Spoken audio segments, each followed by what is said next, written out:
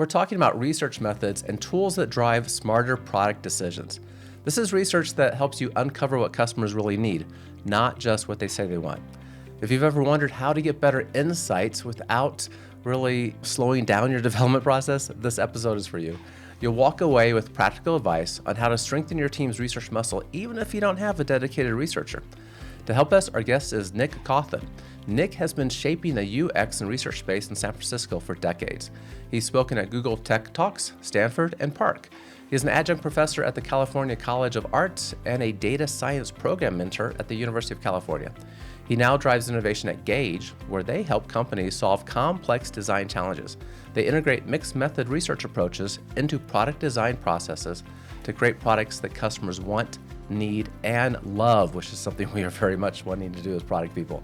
If you're listening and want to watch the video version instead, simply go to our YouTube channel, search for Product Mastery Now, same name as the podcast, on YouTube, and you'll find it. Let's dive in and learn about proven strategies and tools that can help you make better product decisions today, right after this. How can you unlock your full potential as a product manager? We're sharing the product management insights you need. They are based on the 7 research-backed knowledge areas for product mastery. You'll learn to create products customers love, enhance your influence, and elevate your career. Welcome to Product Mastery Now, hosted by Dr. Chad McAllister, product management professor, practitioner, and your guide. Nick, thanks for joining us. Hey, how you doing, Chad? Thanks for having me. I'm glad we can talk. I'm always interested in people that are trying to understand customers better so we can develop better products for them. And you bring that UX perspective as well to that. When it comes to research methods, you've had kind of a range of tools that you have used. What do you think the methods are that teams should be using more often that maybe they're not paying attention to? It's a great question to start with because it gives us a little bit of flexibility to go and look forward and backwards.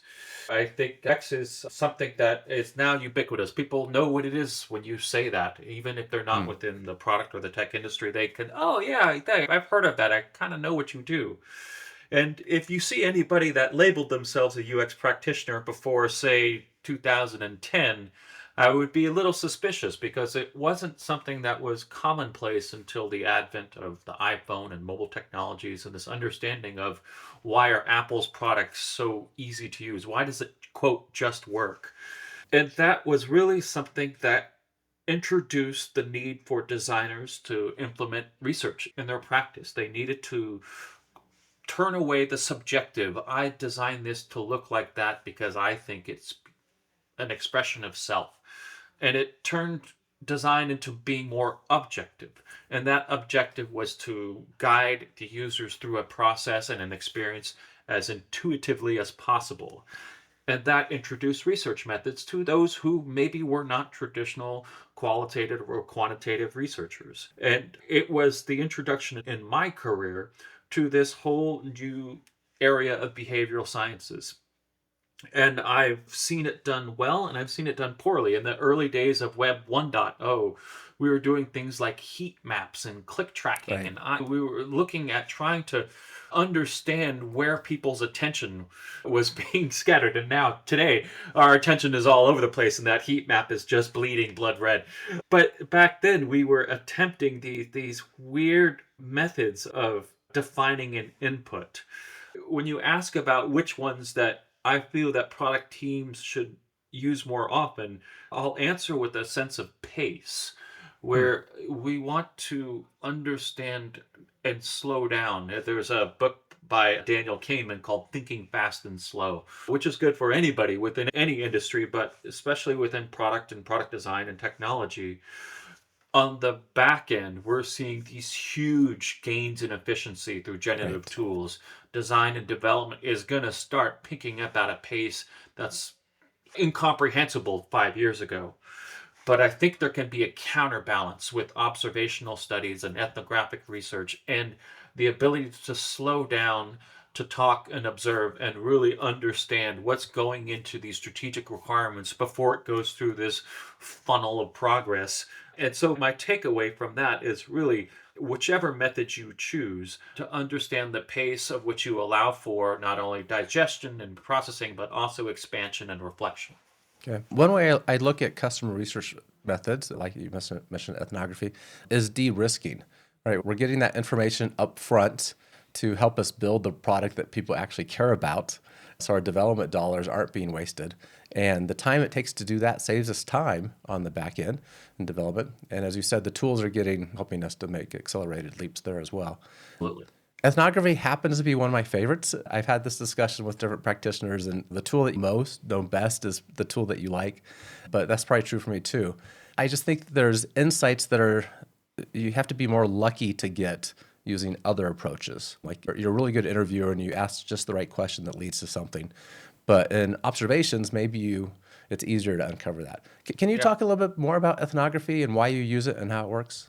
Sure. You've mentioned de-risk. I'm going to give you a shameless plug because that was a way that I was trying to approach a client that didn't have a lot of emphasis in research, and that they were an IT services firm that offered digital product design and development to their clients, but they were all about efficiency on the back end and not reflection and strategy at the front end. And so my shameless plug is the URL DOA, de-risking dead on arrival, doa.gauge.io, which I'm sure you'll say at the end. But that was just a reflection of why we do this applied research, why we do these ethnography studies, is to help line up strategy so that the tools can meet the need of those for which it was intended. In terms of ethnography, I think especially within the corporate space, within the tech industry, we feel as if there's this echo chamber of affirmation. There are often times when I'm within corporate settings that we're all viciously agreeing with one another and we're saying the same thing and we all want the same thing, and we get into this groupthink cycle. And that as researchers, when we can bring in outside perspective, when we can show those emotional needs, those highlights and lowlights and pain points, it's like this voice in the room that comes in from the outside, and it can be profound if done in the right way, and really steer something away from groupthink into expansive thought. And so the more specialized and niche you can find those conversations, you can find those voices, I think the better the product will be towards the end. Can you give us an example? I'm Sure. sure a lot of the Yeah. work you do can't be shared, but Yeah. No, what this looks like, a ethnography study. I'll give you a great one. This one was during COVID, where my client was locked down and they had to do some setup on commerce within a video game, how items were bought and sold in a multinational open world video game. And they wanted to see a certain subculture of how they identified with one another within that culture. And we went to 7 different countries. Unfortunately, this dream project was locked behind a screen for me as well.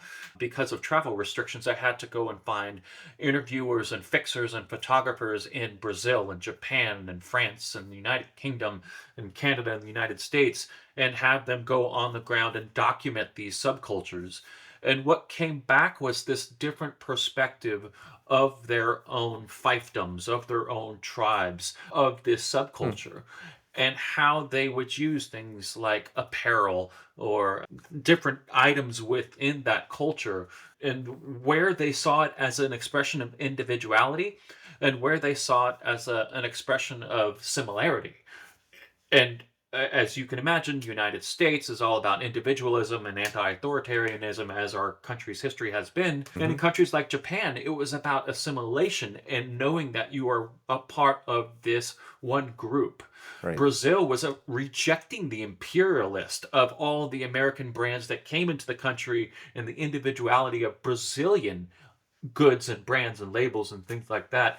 And so you're hearing these stories come back and starting to suggest different experiences, different types of suggestion of items from one player to the next. In this case, the video game company knew who was connected because of friends that occur on their platform.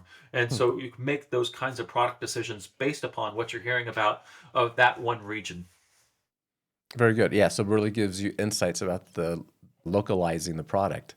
Yeah, And exactly. what might be appealing there. So, and I like how you did that remotely, right? That you, I wish I was there. I mean, a dream project. you're right. I'm a video gamer. If only. Yeah. But There are a instead, couple you had of to those. find the people. You got to get out there. Yeah, which is a reasonable way to manage this as well, right? Because as wonderful as it would have been for you to travel to 7 countries and do the research, you can do the work in parallel by using local resources and then aggregating that information Yeah. together. So, Trust the process. right. Okay. So there's other research methods, and certainly you've been involved in some of those. Yeah.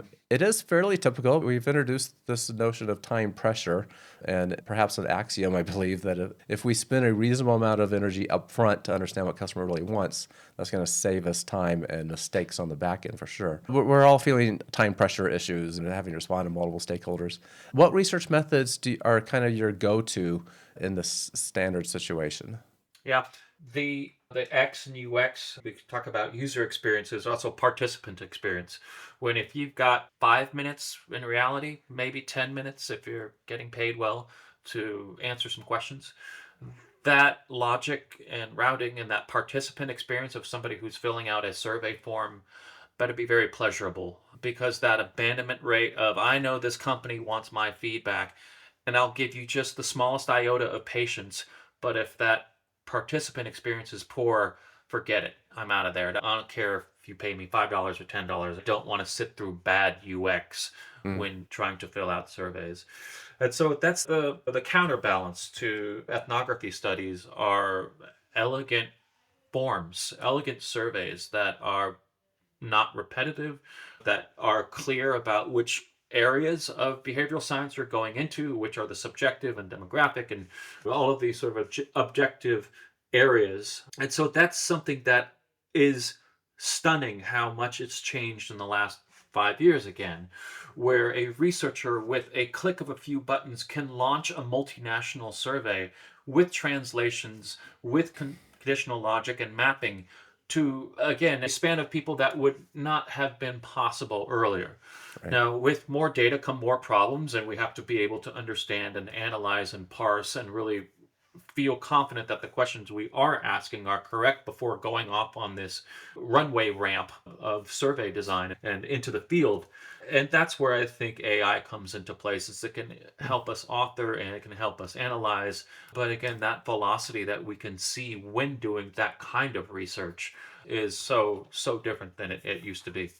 Do you have a practical example of that AI connection as a tool? Because Yeah. what I'm thinking of is a lot of survey tools we recognize either because we've created them ourselves and then we're starting to get data back, and we recognize too late we've asked some leading questions and we're kind of skeptical here, or we've all taken surveys and we go, these questions are not going to help them know what they're trying to figure out, right? And that's just frustrating. And that is when I stopped taking the survey. It's like, Yeah. you're not Yeah. asking the right question, or why are you asking me? Because I'm not in your target, right? Yeah. Or I said something earlier on in the survey that qualified me not to answer this question. Right. Right. Coming back. Chad, I've got an aside for you. Last week at this time, I was driving home from Anaheim. A friend and I went to Star Wars night at Disneyland. Oh, how And the next morning, they sent a survey, feedback survey of how was your experience. And we were trapped in a 6-hour car ride. So it was a perfect artifact to reflect on our shared experience the night before. It went until 1 a.m. And so we were sort of still processing all of this that had occurred.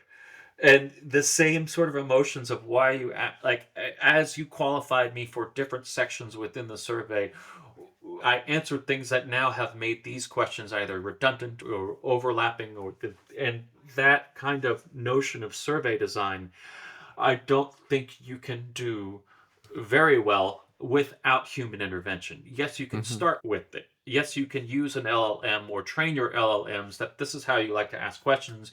You can define parameters so that as you use this as a structure to make sure that you're using a variety of question types and formats, that you're getting a multitude of different inputs, both open as well as closed.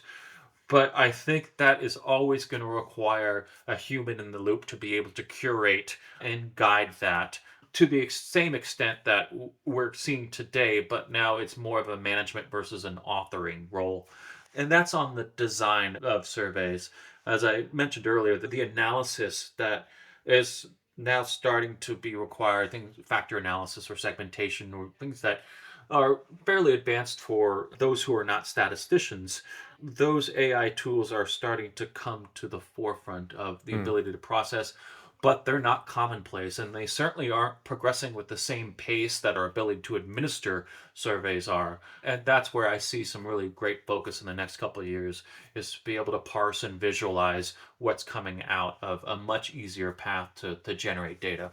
Yeah, I'm looking forward to some advancements there for sure. I recently had an interview with a company, and they have a connection with MIT researchers where they're doing traditional voice of the customer research, but pulling out emotional sentiment that's very clear that the humans would probably miss, right? Yeah. And the factor analysis is that there's some preference in factor analysis about what factors are we going to focus on that combination. And it'd be interesting to see if AI helps us come up with things that we might be missing. So Yeah. interesting Uh, those are coming out. And natural language processing is the precursor to LLMs. Yeah. We've been using open source libraries for a decade, and that was before we had these labels of AI or machine learning. That was before we sort of packaged and marketed it. So I think that there's going to be a proliferation of those kinds of tools and methods to start to analyze, because the data is increasing Right. rapidly, are the tools that make it easier to understand and rationalize, moving at the same pace. Okay. What's your favorite mix of tools? You mentioned ethnography, you mentioned surveys. Maybe those are your two favorites. But give us your favorite mix and why. Mixed methods. I sat in with a coworker last week who was showing me some research that he did for a financial services company. And he had the sticky notes and the Miro boards, and he had the pull quotes, and he had the tables of user needs and broke it down by jobs to be done and outcomes and pain points. And what he didn't have were the voices, were the human beings who were speaking these things, because there's so much more that you can take from language than just the words. You can take the meaning and the tone and the sentiment, as you mentioned. So I'd like to make it a video production. I'd like to have that encapsulation, that supercut of many different quotes around a theme. That theme may be, as I talked about, the ethnography project of independence and identity and assimilation, and those, to take the parsing of qualitative data, to break it down into groups or themes or segments, and then find those individuals, those stories that you can pull from. And when you're doing things like written word, things like feedbacks and forms and things that are written, you've got to try to map those back and map those humans back into it. And that may take personas, or it takes some work, but it's the reason we got into this mess, is that we like dealing with human beings. We love human emotion. And to never deliver a research project that doesn't carry over human emotion in some way, because numbers are boring and flat. There really will very low likelihood of an aha moment if you're just showing data and no humanity Right. involved. Right. Yeah, I think we risk confirming what we think without that. And so Yep. mixed methods implies that we're doing qualitative, getting the words, talking to people, and quantitative, things that lend more towards statistics. I have run into the qualitative research where it's being in some way sanitized as it gets into the organization. Like we Yeah. learned all these things that the customer said, and we're going to turn what they said into our company speak and jargon. I wonder if that annoys you as much as I find that. No, if you can left hand, right hand, to say, look, I'm gonna make this a little less vicious. I'm not gonna cost anybody their job by having this person say this thing. I do a lot of internal process reviews, and I'm taking coworker snippets and presenting it to a CEO or to a vice president. And there's always this, like, am I going to get this person fired or this group disbanded or whatever? That's a Because, sensitivity when the information is coming internally. Yes. yeah, and I think the same thing's true with customer feedback. It's like, well, somebody's job is on the line for making sure the customers are happy, and now you're doing this supercut of pissed off customers. So you've got to be very careful and present it with accommodation to say, this is not what everybody thinks. This is just a subset, and this is around a theme. So to counterbalance that kind of sanitization, as you described it, democracy, to say, I'm here to present what I've seen. I'm going to give you access to everything. I'm going to allow you to go and make your own conclusions. What I'm here to do is facilitate and show you an example of conclusions that I have drawn. but you have all rights and all access to go in and find your own path. That helps make it feel like I'm not holding it close to my chest and delivering it in this clutch of opinion, but instead I'm trying to bring everybody to the table and we can Right. all talk about what we think and what we hear. Right. So you're bringing up a level to insights that you've collected, but the underlying data is there available for people to see. Always say, yeah. I had not thought about the internal research, right, and the sensitivities associated with that. I was thinking from a product management perspective, when we're learning about what the customer wants, and early on in the project before development really happens, I think we're getting gold often in their words, the customer's words, and when that doesn't make it into marketing materials, I think we're watering down opportunities to connect with customers. We heard 10 people say these words. Apparently, that is how they think about this problem. Yeah. We should use that later, right? Yeah. There was a presentation I gave at a venture capitalist conference around product. And I was a full-time employee at the time. It was the first hire of an engineering-focused organization that was bringing design and what was this user experience concept to the table. And when you're the first hire, that's a non-engineering hire, you're so ideological because they're not sure what to do with you or where to fit you in or how you're going to help and where you're going to detract. And so what our persona was the infrastructure DevOps, very much focused on keeping the lights on for SaaS platforms. And these were reclusive and introverted individuals that you couldn't entrance by traditional means of they ran the web. You weren't going to get past them, and they were well paid, and it was hard. And so what I found is that there are a few times a year where they get out of their shell and they come and they want to network, and those are open source conferences and AWS and all of these sort of collective groups. And so I found that method of research, I called it sort of guerrilla research, where they're already there on the conference floor and they're walking around and you scrape their social media feeds because they want to connect and meet up.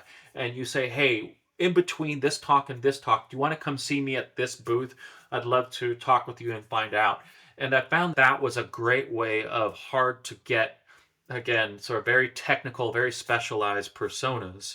And in those conversations would get quotes, and going back to these sort of gold quotes of the one thing I hate most about your product, and just hit the pause button right there, because somebody giving that honest level of feedback is better than any strategy Right. deck or that, and to be able to present that to an audience of startup founders who are just desperately trying to find their niche and their pivot and their golden sweet spot, when somebody can do a compilation of the thing I hate about you the most was wonderful.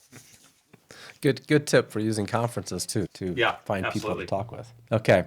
To make this tangible for listeners that want to think more about how to strengthen their research capability, certainly it sounds like taking a look at that link will be important, the oa.gauge.io. But what advice would you want to leave us with in terms of product teams that aren't necessarily in a place where they could hire a full-time customer research person? Yeah, there are good researchers available near you. That is going to be budget allowed, is that you're able to build that into your development budget. But I think the harder thing is time. And so to circle back around with how we started this conversation of when, as a product leader or a product manager, you're building out the schedule where we've got that understanding of how long it takes us to get from A to B, are we going to really front load that in the design and the development space, or are we going to allow for that in the research and the strategy? And that's something that you control. And what I'm seeing in the world that I've been playing in more often is that the velocity and the efficiency that's happening in that design and development, because of the use of generative tools and because of that streamlining of component libraries and design process, hopefully, knock on wood, allows for more breadth and expansion to happen in these humanist principles of research and understanding and empathy and strategy Right. for what it is that we should design down the road. So that's my advice: is find, or or find yourself in that role. As a product, you are the conduit between human and computer. You are the interpreter. And as we talked about earlier, the ease of which you can find 10 conversations is just a few clicks of the button away.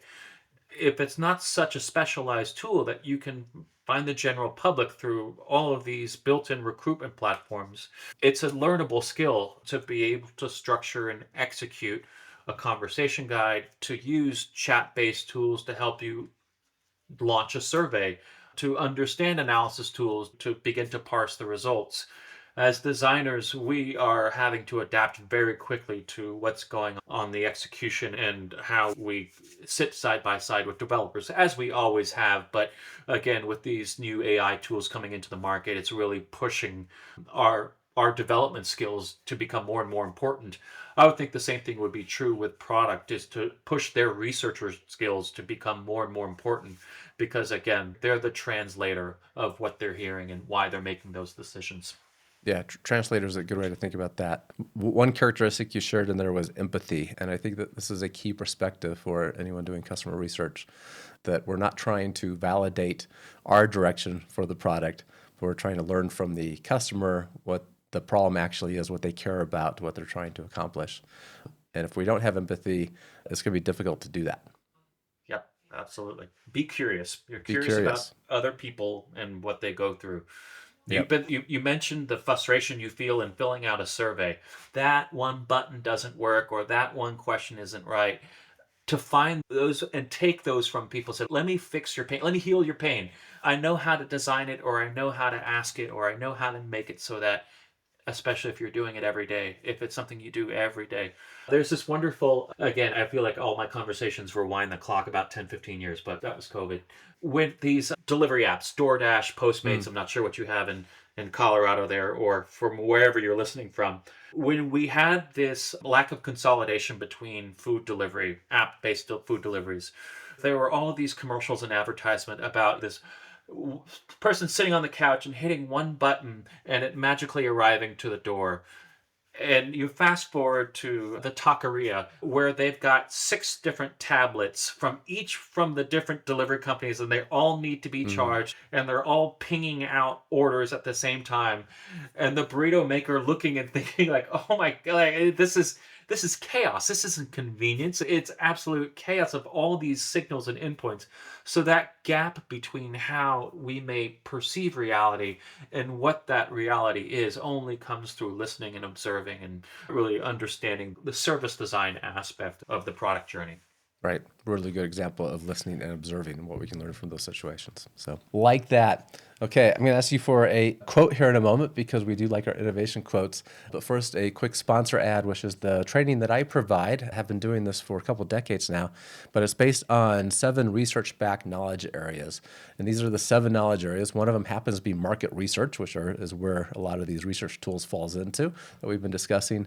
But things like strategy and process and portfolio management and culture and leadership and others that really help you to become a professional product manager.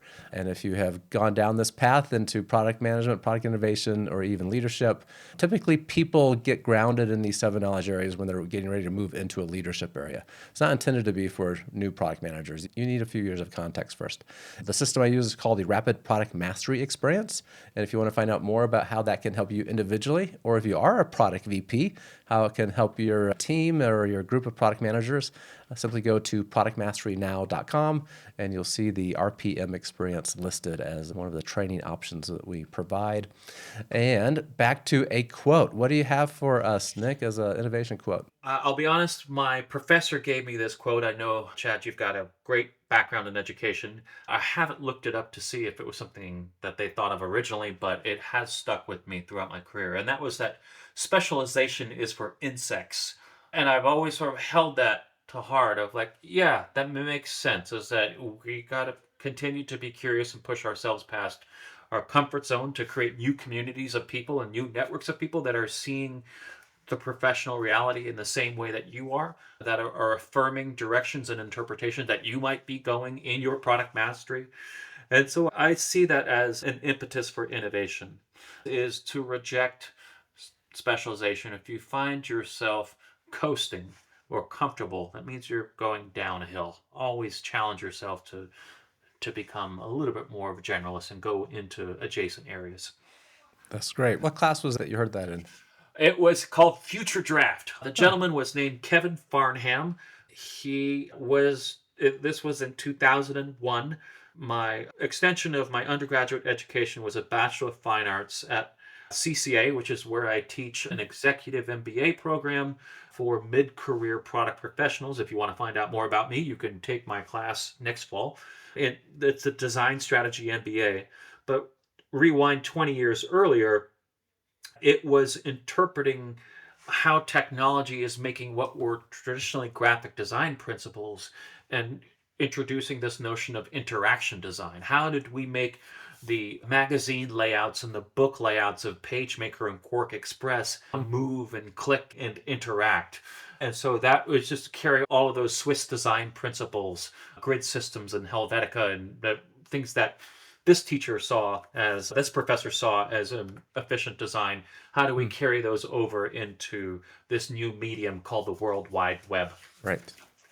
Fascinating. Very good. Thank you for the quote. I have not heard this one before, so Good. Maybe it was original. It may be. I like the specialization. How can people find out more about the work you're doing? Is Gauge.io the best place? Other places you would have us go? It is. I still check that contact form. Oddly enough, I've had real human beings reach out to me through that contact form.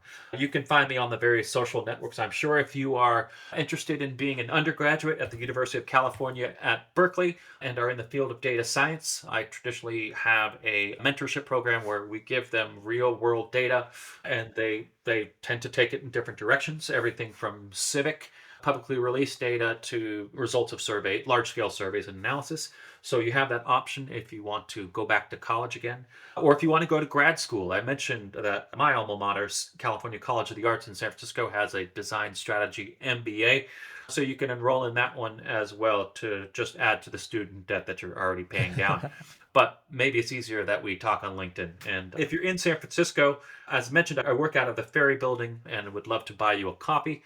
And if you're coming to Config, actually, by the time we release that, it will already have passed. So yes, those are next year's Config, both real life and online. I'd love to hear from you. Wonderful. Nick, I appreciate the information. Primary website, Gauge.io. For more details, we'll put the LinkedIn profile for you too, if people want to reach out to you that way. And thanks so much for all the great information on customer research from a kind of UX perspective. Thank you, Chad McAllister. Have a great weekend. And everyone, if you want to find the written version of everything we just discussed about customer research, simply go to productmasterynow.com/542. As always, keep innovating. Thank you for listening to Product Mastery Now, where product leaders and managers gain product mastery through practical knowledge, influence, and confidence. By listening, you are becoming a product master, creating products customers love. Find additional resources at productmasterynow.com. Keep innovating.